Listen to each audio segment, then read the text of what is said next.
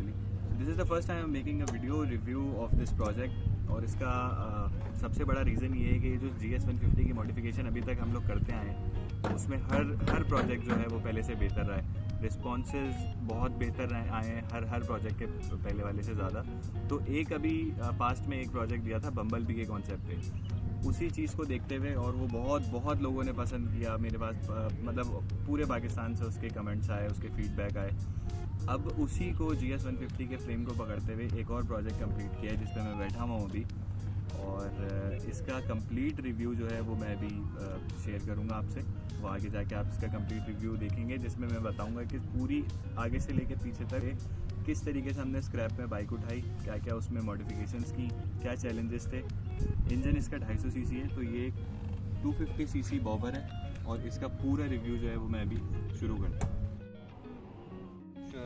हैं फ्रंट से, ताकि बीच में कोई पार्ट हमारा मिस ना हो जाए। तो उसको टायर से शुरू करते हैं। टायर जो यूज़ किए वो इसको एक विंटेज लुक देने के लिए, ये एक विंटेज डिज़ाइन है, शॉर्ट डिज़ाइन कहलाता है। टिम्सन की ओरिजिनल टायर्स हैं, वो 18 का है और 4.00 इंच के इसकी चौड़ाई है।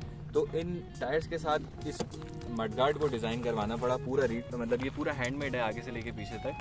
उसकी वजह ये है कि 150 का अपना तो हम यूज़ ही नहीं कर सकते थे। एक तो वो खूबसूरत नहीं है, खूबसूरत से मुराद यानी इस डिज़ाइन के साथ कंपेटेबल नहीं है। दूसरा ये कि इतना हैवी टायर वो अफोर्ड नहीं कर सकता, उसमें लगता है यहाँ पे। तो ये पूरा रीडिज़ाइन हुआ मडगार्ड। और जो फॉक्स हैं इसके वो सुजुकी 150 के अपने नहीं है, उसको चेंज इसलिए करवाया क्योंकि ये जो टायर है ये बहुत हैवी है। अगर इस टायर को हम सुजुकी के अपने फॉक्स पे यूज़ करते हैं तो वो ऑब्वियसली वाइब्रेट करता बहुत ज़्यादा और वो इतना ज़्यादा उसकी लाइफ भी कम हो जाती। अब हमें वो ड्यूरेबिलिटी का फैक्टर भी देखना है, तो ये फॉक्स चेंज किए ताकि इसकी जो वाइब्रेशन है, इसकी जो ड्यूरेबिलिटी है वो बेहतर हो।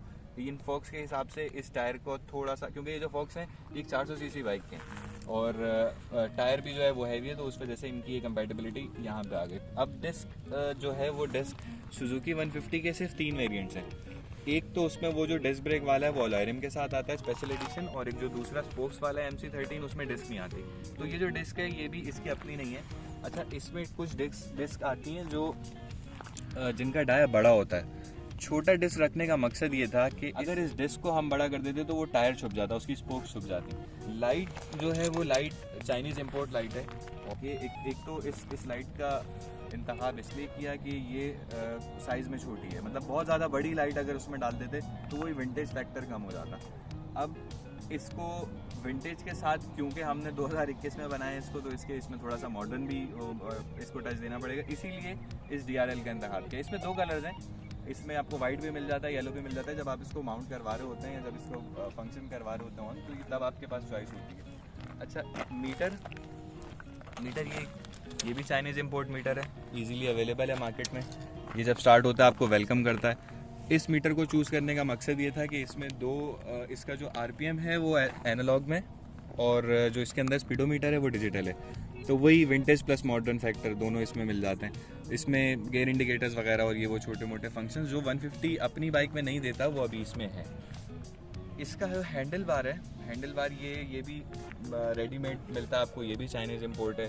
राइज़र यूज़ करने का मतलब ये था कि 1-1 इंच का आपको राइज़ मिल जाए, बैठने में आपका प्रॉपर मतलब एक पोस्चर जो है वो आपका स्ट्रेट रहे। ये जो हेडलाइट माउंटिंग्स हैं जिसे आम ज़बान में कान कहते हैं लोग, ये 150 के अपने ही हैं।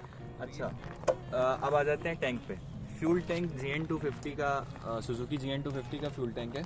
इसको यूज़ इसलिए किया क्योंकि जो 150 का अपना टैंक है वो थोड़ा सा ह्यूज है, वो मतलब उसकी लेंथ थोड़ी सी ज़्यादा है। वो यहाँ पे ख़त्म हो रहा था और ये यहाँ पे ख़त्म हो रहा था। तो इस डिज़ाइन को, ये जो हमने इसका फ्रेम यहाँ से डिज़ाइन किया है, इसको डबल जंप देने के लिए इस डिज़ाइन को, इसके लिए जो टैंक हमें चाहिए था उसकी लेंथ इतनी ही होनी चाहिए थी, क्योंकि अगर इससे ज़्यादा बड़ा करते तो वो ऑब्वियसली यहाँ पे आ जाता। यहाँ पे माउंटिंग अगर हम देते तो फिर पीछे अगर फ्रेम डिज़ाइन करते तो फ्रेम बहुत पीछे चला जाता, इसलिए GN250 का टैंक यूज़ हुआ। इसके साथ साथ अच्छा, इसकी खास बात ये है कि ये आगे से ये तिकोना है, ये ट्रायंगल शेप में, तो ट्रायंगल शेप के लिए इसको प्लस थोड़ा सा और राइज हमने यहाँ से आगे से दिया इसकी माउंटिंग ऊपर करवा के, तो ये आपको एक बॉबर वाला पूरा फील दे रही है।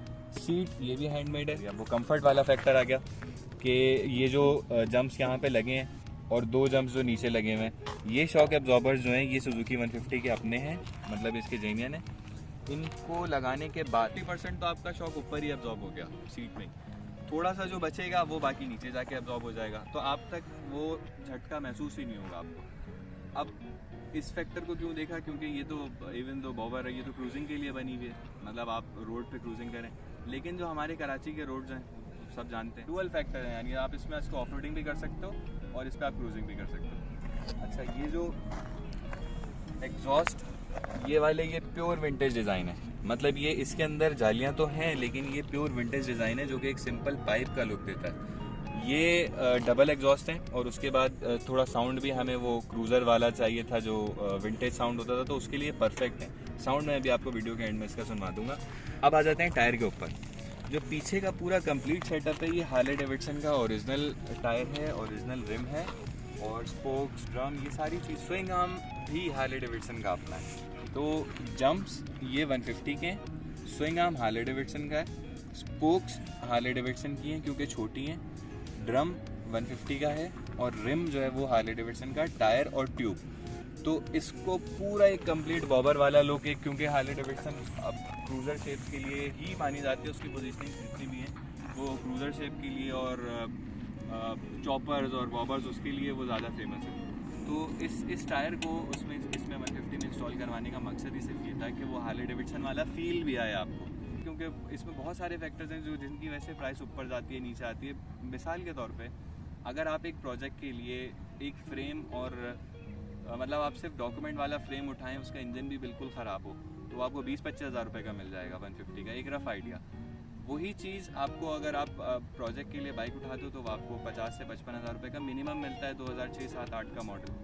तो इसमें देखें 25 से 30 हज़ार रुपये का एकदम फ़र्क पड़ गया। अब हमें आपको जला हुआ फ्रेम या कोई टूटा फूटा स्क्रैप में तो कोई once in a blue moon आपको मिलता है। नॉर्मली अगर आप एक प्रोजेक्ट शुरू करना चाह रहे हैं तो आपके पास यही एक ऑप्शन है कि आप एक पुराना मॉडल गंदी हालत में वो 150 का ले लें। तो इसलिए प्राइस के बहुत ज़्यादा इसमें फ्लक्चुएशन रहती है। ये तो तब डिसाइड होता है जब आप एक प्रोजेक्ट लेकर आएंगे, कॉन्सेप्ट लेकर आएँ और उसमें बैठ के पूरा ये डिसाइड हो कि यार हमारे पास बाइक के लिए कौन सा फ्रेम अवेलेबल है, फिर हम उसमें क्या चीज़ करेंगे। हर बंदे की अपनी कुछ चॉइस होती है। ये जो कंप्लीट हुआ है ये पूरा 275 में हुआ है, जिसमें बाइक एक चलती हुई मतलब सही हालत की बाइक थी, 55,000 की बाइक ली। 62,000 का ये इंजन मिला रिटेल पे। वैसे आपको 50 से 55 हज़ार रुपये का ये इंजन अवेलेबल है मार्केट में। तो उस हिसाब से मतलब आप ये समझें, फिर फ्रेम, फिर ये सारा पूरा सेटअप ये कंप्लीट करते करते ये कहानी 275 पे पहुंच गई। अच्छा, कलर स्कीम इसको ग्रे इसलिए रखा, ये नार्डो ग्रे है और इसको इसलिए चूज़ किया ताकि ये फिर वही बात के विंटेज फैक्टर पे आ जाए। बहुत ज़्यादा कोई फंकी या बहुत ज़्यादा शोक कलर इसमें नहीं डाला, क्योंकि वही इसको विंटेज लुक देना था।